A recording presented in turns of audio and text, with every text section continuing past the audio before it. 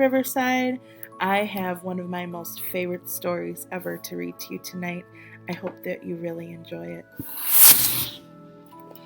The story is The True Story of the Three Little Pigs. The author is John Shushka, and it's illustrated by Lane Smith.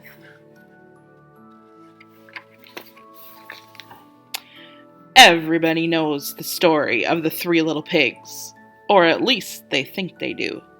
But I'll let you in on a little secret. Nobody knows the real story because nobody has ever heard my side of the story. I'm the wolf, Alexander T. Wolf. You can call me Al. I don't know how this whole big bad wolf thing got started, but it's all wrong. Maybe it's because of what we eat. Hey, it's not my fault wolves eat cute little animals like bunnies and sheep and pigs. That's just the way we are. If cheeseburgers were cute, folks would probably think you were big and bad too.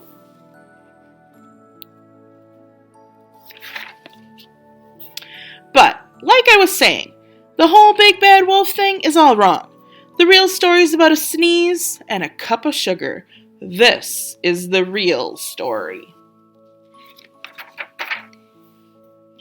Way back in Once Upon a Time, I was making a birthday cake for my dear old granny. I had a terrible sneezing cold. I ran out of sugar. So I walked down the street to ask my neighbor for a cup of sugar. Now, this neighbor was a pig, and he wasn't too bright either. He had built his whole house out of straw. Can you believe it? I mean, who in his right mind would build a house out of straw?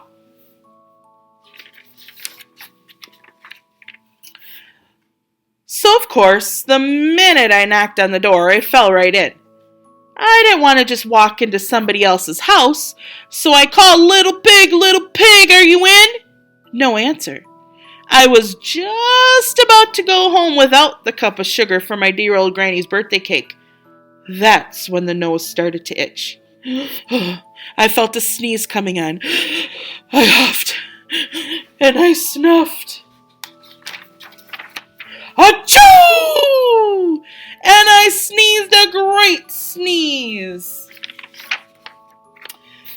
And you know what? That whole darn straw house fell down, and right in the middle of the pile was the first little pig, dead as a doornail. He had been home the whole time. It seemed like a shame to leave a perfectly good ham dinner lying there, so I ate it up. Think of it as a big cheeseburger just there. I was feeling a little better, but I still didn't have my cup of sugar, so I went to the next neighbor's house. This neighbor was the first little pig's brother. He was a little smarter, but not much. He built his house out of sticks. I rang the bell on the stick home. Nobody answered. I called, Mr. Pig, are you in? And he yelled, Go away, wolf! You can't come in! I'm shaving the hairs on my chinny chin.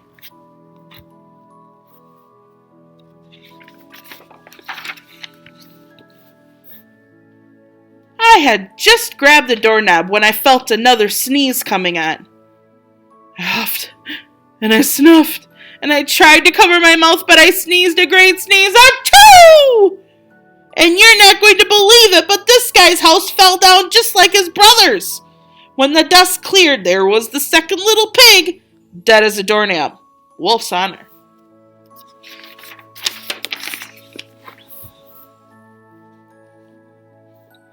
Now, you know food will spoil if you just leave it out in the open. So I did the only thing there was to do. I had dinner again. Think of it as a second helping.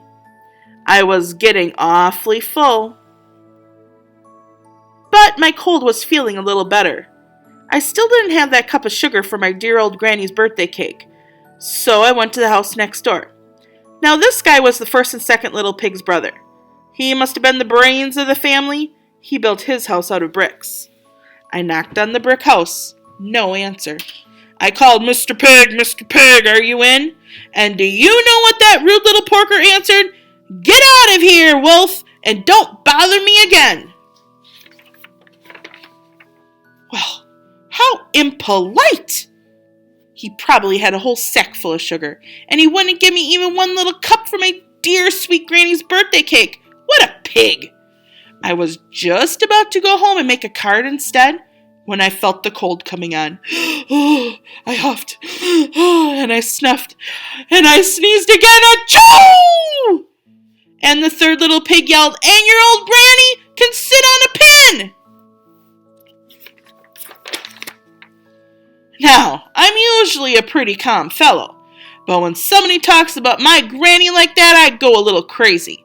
When the cops drove up, of course I was trying to break down the pig's door, and the whole time I was huffing and puffing and sneezing and making a real scene.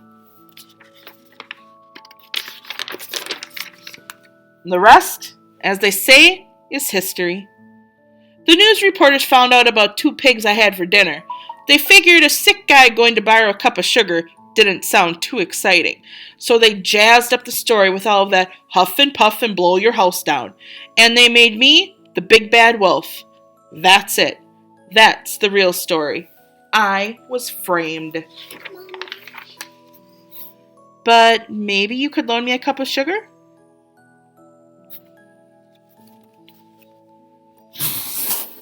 There you have it, the true story of the 3 little pigs. I hope you enjoyed it, Riverside. Good night, Riverside. Have sweet dreams.